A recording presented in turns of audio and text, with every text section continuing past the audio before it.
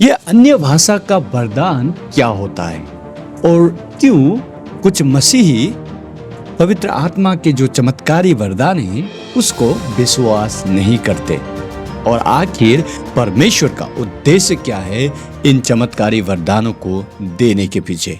इन्हीं सभी सवालों का जवाब आज के इस वीडियो में हम जानेंगे। जय मसीह, मैं आरसी राय आपको इस वीडियो में स्वागत करता हूं।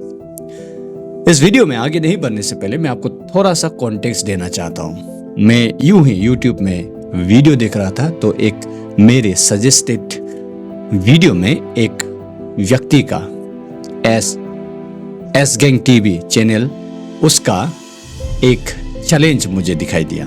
वो क्या चैलेंज था कि वो pastor Ankit Sajwan, I hope उसका उन पास्टर जी का नाम मैं सही से ले रहा हूँ, उनको एक ओपन चैलेंज की तरह ये भाई जो है दे रहे हैं कि जो वो अन्य भाषा बोल रहे हैं वो बाइबल से नहीं है। अगर कोई उसको दिखा दे कि वो बाइबल से है तो उस व्यक्ति को 5,000 इनाम के रूप में देंगे और हाथ जोड़ के माफी भी मांग लेंगे। तो यहाँ पर ये आशीष जो है पास्टर अंकित को मतलब एक तरह से वो चैलेंज कर रहा है कि जो वो अन्य भाषा बोल रहा है वो बिब्लिकल नहीं है, और जब आप कह दोगे कि कोई अनबिब्लिकल है तो उसका मिनिस्ट्री, उनका टीचिंग सबको आप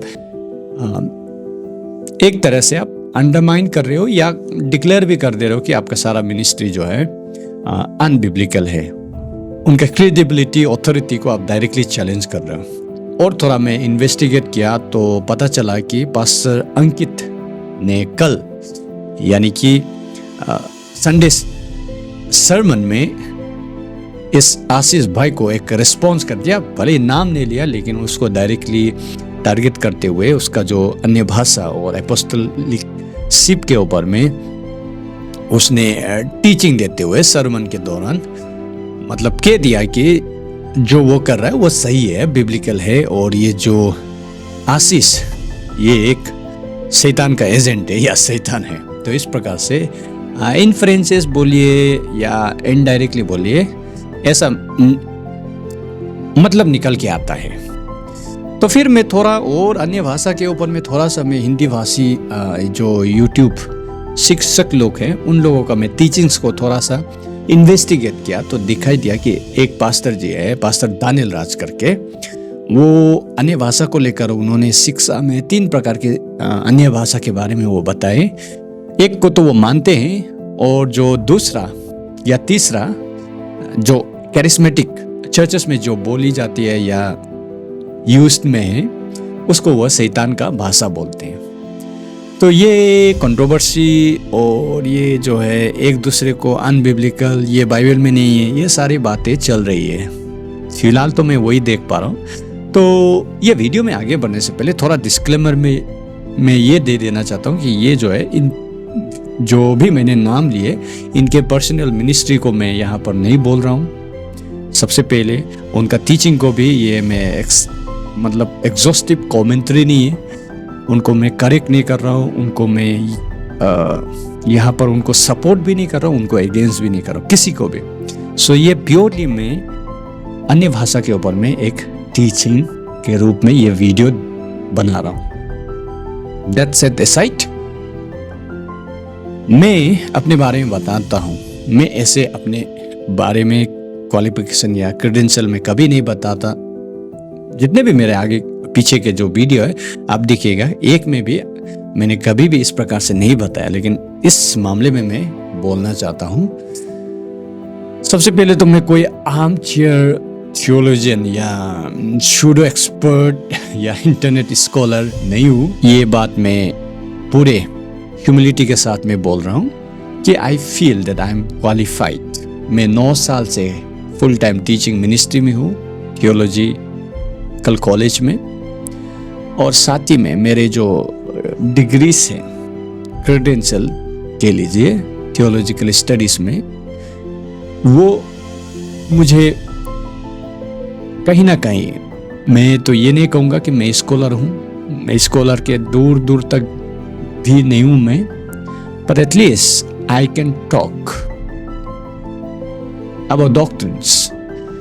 और चर्च के इतिहास में भी हम जब देखते हैं तो जब आप डॉक्ट्रिन्स की बात कर लीजिए, जो डॉक्टर शब्द को भी आप जब स्टडी या रिसर्च करोगे तो ये चर्च से ही, मसीहत की ही देन है। डॉक्टरी यानी कि टीचर एक लाइसेंस्ड सिस्टम हुआ करता था जब हम चर्च दिया करते थे, यानी कि चर्च रिकॉग्नाइज करते थे कि कौन डॉक्ट्रिन्स को प्रचार कर सकता है या कौन डॉक्ट्रिन्स के बारे में बोल सकता है।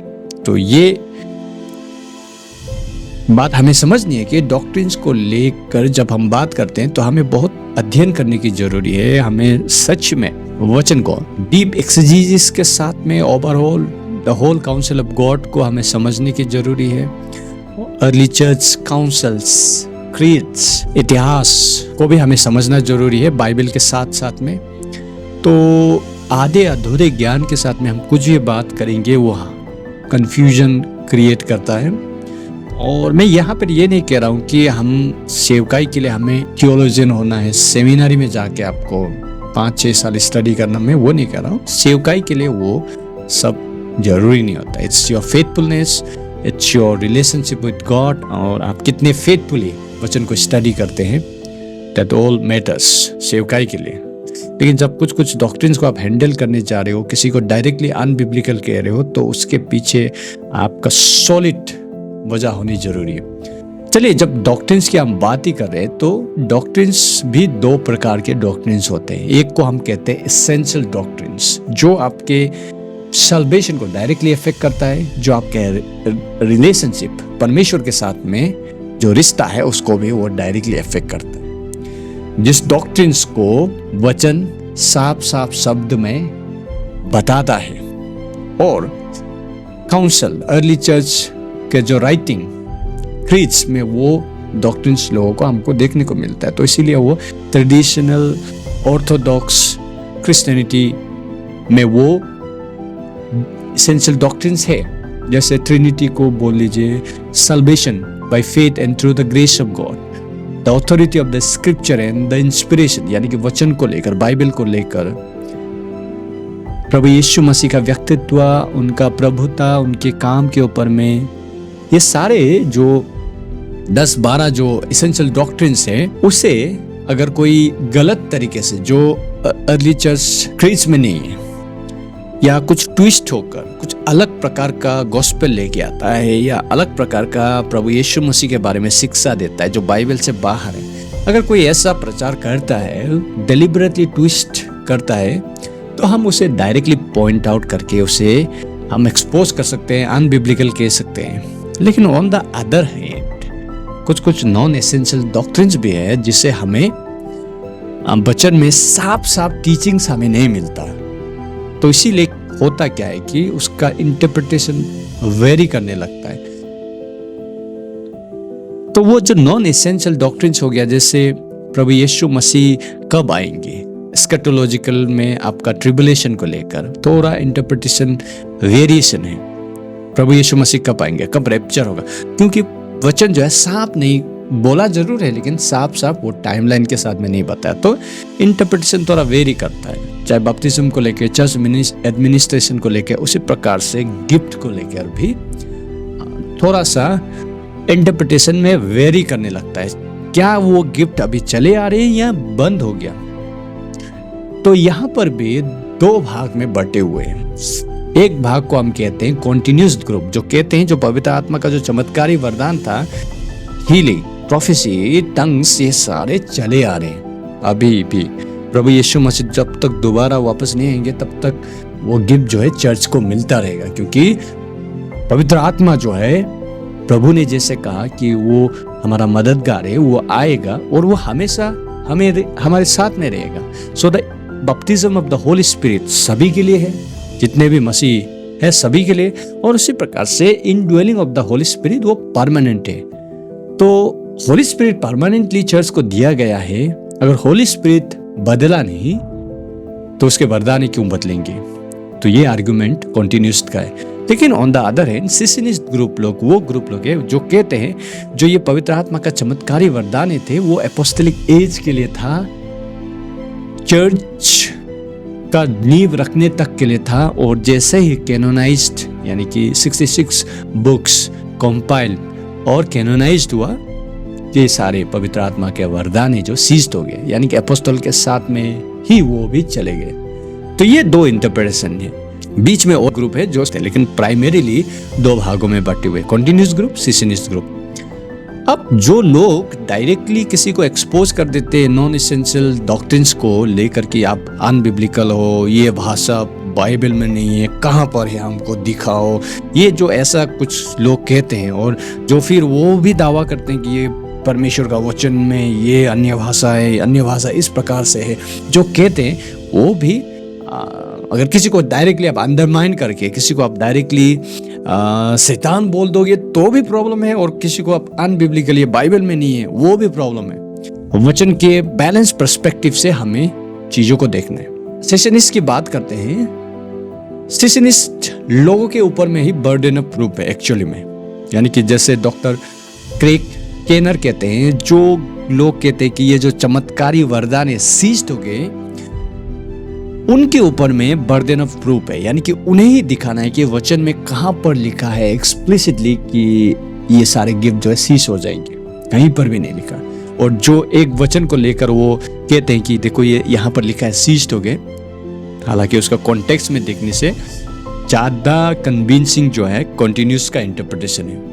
तो आज के डेट में जब हम सेशनिस्ट की बात करते हैं, वन ऑफ द स्कॉलर्स जो फेस है हम कह सकते हैं सेशनिस्ट का, वो है जॉन मैकार्थर, जिनको as a matter of fact मैं अपना गुरु भी मानता हूँ। हालांकि उनको मैंने कभी इन पर्सन नहीं देखा, उनको मैं 2010 से सुन रहा हूँ।